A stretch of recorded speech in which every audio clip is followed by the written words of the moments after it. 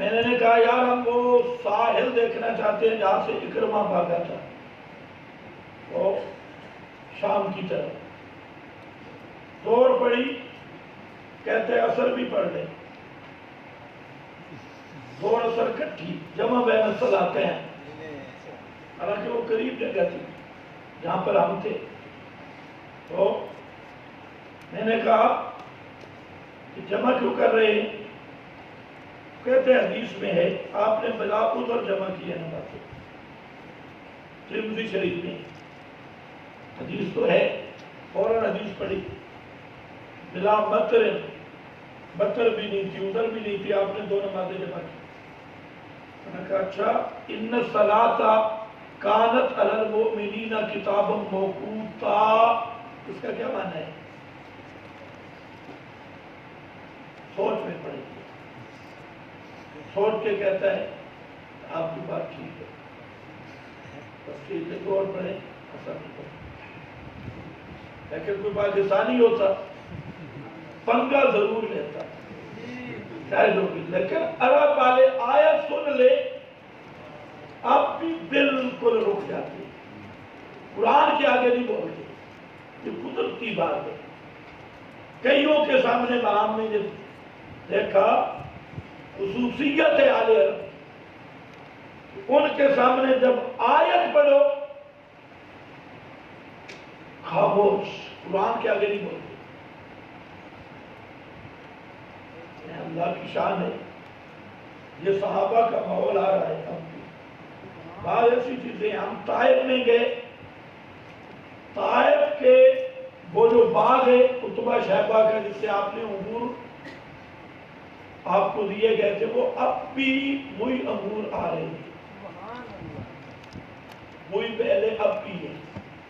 جہاں آپ بیٹھے تھے وہاں مسجد بنی ہے، تقریباً 4th-5ویں صدی میں، اب تو وہ گر رہی ہے۔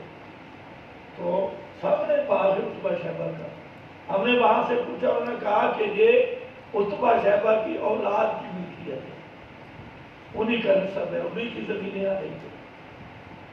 اور اب بھی وہاں پر بچے مسافروں کو اسی طرح پتھر مارتے ہیں۔ نبی پاک علیہ السلام کو جو پتھر مارے تھے، بچے وہاں کٹھے پتھر لے کے، چھوٹے چھوٹے پتھر، کوئی مسافر گزرے اب بھی وہ مارتے ہیں۔ پتہ نہیں کیا ان کو یا تو سزا دی گئی یا عادات ہے ان کی۔ حضرت عبداللہ ابن عباس کی قبر ہے طائف میں، کیونکہ ابن عباس کا مدرسہ طائف میں تھا اور تدریس طائف میں کی، اکثر ایسا رہتا ہے، قبر ہے وہاں، ایک بہت بڑی لائبریری ہے۔ ہم وہاں گئے، وہاں مولوی تھے، ہم نے پوچھا ابن عباس کی قبر کہاں ہے؟ تو کہتے لا عالم، لا عالم، ایسے پھر اخی سے لا عالم۔ میں نے کہا نحن الموحدون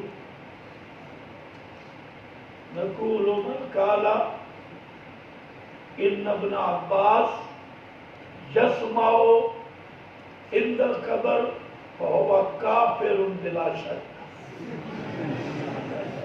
وہ اٹھا اور میرا ماتھا چوما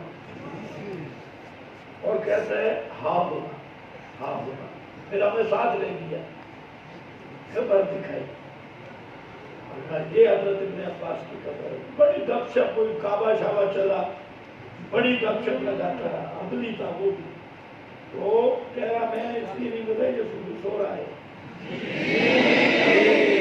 میں نے اس لیے نہیں بتایا کہ اکثر پاکستانی مولوی مشرک ہوتے ہیں اور ادھر جا کے مراقبے کرتے ہیں اور بہت کچھ چیزیں کرتی ہیں۔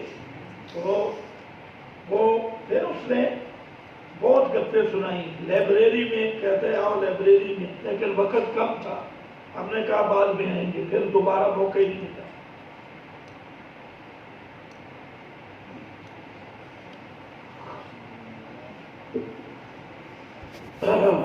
چلو بھائی، ابن حزم